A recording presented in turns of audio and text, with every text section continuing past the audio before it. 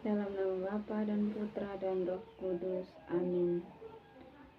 Marilah berdoa. Ya Allah yang Maha Pengasih dan Penyayang, kami mengasihi Engkau dengan segenap hati, jiwa dan kekuatan kami. Bantulah kami mewujudkan kasih kepadamu dan mengasihi sesama kami seperti kami mengasihi diri kami sendiri.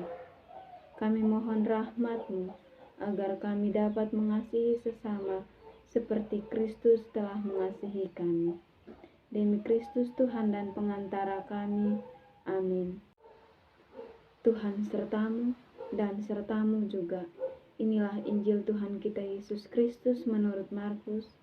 Dimuliakanlah Tuhan. Lalu Yesus memanggil lagi orang banyak dan berkata kepada mereka, "Kamu semua, dengarlah kepadaku dan camkanlah. Apapun dari luar yang masuk ke dalam seseorang tidak dapat menajiskannya, tetapi apa yang keluar dari seseorang, itulah yang menajiskannya. Barang siapa bertelinga untuk mendengar, hendaklah ia mendengar." Sesudah ia masuk ke sebuah rumah untuk menyingkir dari orang banyak, murid-muridnya bertanya kepada Yesus tentang arti perumpamaan itu. Maka jawab Yesus kepada mereka, "Apakah kamu juga tidak dapat memahaminya?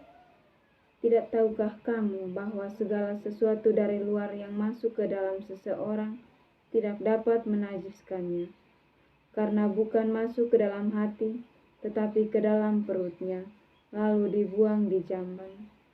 Dengan demikian, ia menyatakan semua makanan halal." Katanya lagi, "Apa yang keluar dari seseorang, itulah yang menajiskannya, sebab dari dalam, dari hati orang timbul segala pikiran jahat, percabulan, pencurian, pembunuhan, perzinahan, keserakahan, kejahatan, kelicikan, hawa nafsu, iri hati, hujat, kesombongan, dan kebebalan. Semua hal-hal jahat ini timbul dari dalam dan menajiskan orang." Demikianlah sabda Tuhan, terpujilah Kristus. Saudara-saudari yang terkasih dalam Kristus Tuhan, judul renungan yang saya bawakan pada hari ini adalah "Percayalah kepada Kristus, jangan pernah iri hati." Dalam bacaan Injil hari ini menjelaskan bahwa Yesus menyampaikan pesan kepada kita umat manusia tentang hal yang najis. Hal yang najis adalah hal yang keluar dari diri kita, bukan masuk ke dalam diri kita. Yesus berbicara seperti ini agar kita sadar akan kerendahan hati, kemurnian, kekudusan, dan kesucian kita. Dan apa yang ada dalam hati kita seharusnya menampakkan sesuatu yang murni bagi hidup kita umat manusia. Manusia memiliki kodrat tersendiri, yaitu kudus. Allah menciptakan manusia menurut gambar dan rupanya sendiri dan melalui jiwa yang kudus. Hati dan jiwa yang kudus dari Allah itulah yang membuat kodrat manusia menjadi kudus. Dan dari kudus inilah manusia memiliki kesucian dan kemurnian dalam diri.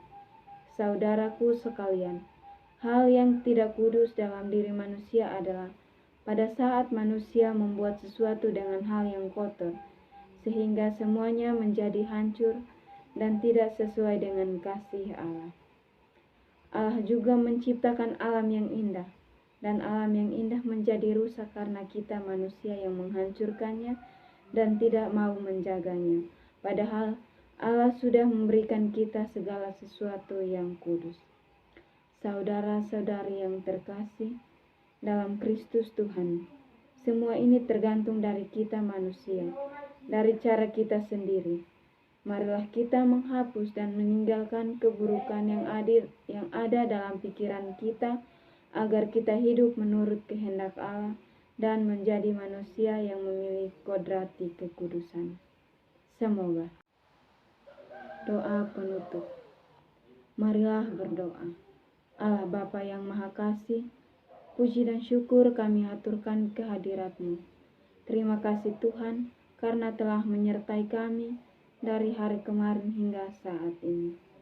Semoga apa yang kami dengarkan melalui firman-Mu hari ini dapat kami jalankan dalam kehidupan kami, dan semoga Engkau lancarkan kegiatan kami pada hari ini. Kami yakin dan percaya akan hal itu Tuhan, karena bagi-Mu tidak ada yang mustahil. Demi Kristus Tuhan dan pengantara kami, yang hidup dan berkuasa sepanjang segala masa. Amin. Dalam nama Bapa dan Putra dan Roh Kudus. Amin.